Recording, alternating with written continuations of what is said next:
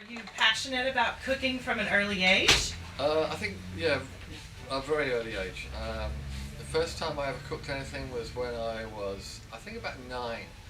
And I remember sitting down with my mother and father, and we'd just eaten. And of course, that age, when you're that age, you've just eaten and you're still hungry, you know. So about half an hour later, I said to my mother, I'm hungry. So she jokingly said, well, go and make yourself something. When I went in the kitchen and actually made some scrambled eggs and came back in, and she was amazed. I was sat there next to her eating scrambled eggs. And, so I think then I sort of had an inkling. I hadn't decided, but I had an inkling that that's what I wanted to do. And then as I got older into my sort of teens, that was what I decided. Yeah, I'd really like to do that. And that was it. Decision made. And so what led you to want to study at the Westminster Culinary School? What attracted you to that particular institution? In those days, it was in the 60s, 1960s. It was really the only culinary school in England at the time. And it was the best. I mean, it was well, world renowned. It was very difficult to get into the school. And you had to have very daunting, because I was 15 when I joined that. I left school at 15 and went into culinary school at 15.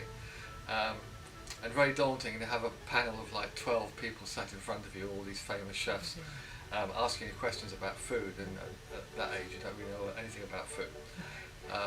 I remember one of the main questions they asked me was, what was the last thing you cooked? And I told them, and then I had to wait 3 agonising weeks to get a letter to say you've been accepted. But at the time it was right in the middle of London, so it was the place to be. Of course everything stemmed from there. It was an amazing experience. Three-year program, amazing experience. Yeah. 3-year program, wow. Basically like going off to school, but I mean the fact that you were 15 and going off to this program. Yeah. I don't think many 15-year-olds know what they want to do at that age. And so, what did you do after you graduated? What was your first experience? My first experience was all my friends that were leaving school grabbed what majority of people will do, the highest paid they could get. And one of my instructors took me aside the day I was leaving and said, where are you going? I said, I haven't fully decided yet. He said, well, take my advice. Don't do what everyone else is doing, running and grabbing the nearest best money they can get. Go to the best place.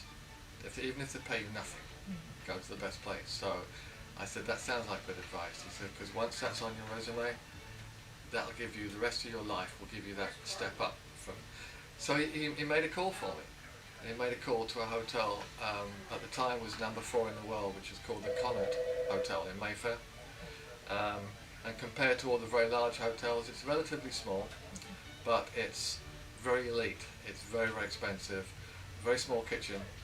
And I actually started my first job there. And I think at the time I was earning £7 a week, which is about $12 a week. And my room was like 5, travel was like 3, so I was in debt every week. But I stuck it out for 2 years, and it was just incredible, because every time, and it's true, I wanted another job, they would say, where have you been working? I said, at Connaught, come and see me. So good advice, yeah. And good advice today for youngsters. Think of that one. Yeah, really think about where you're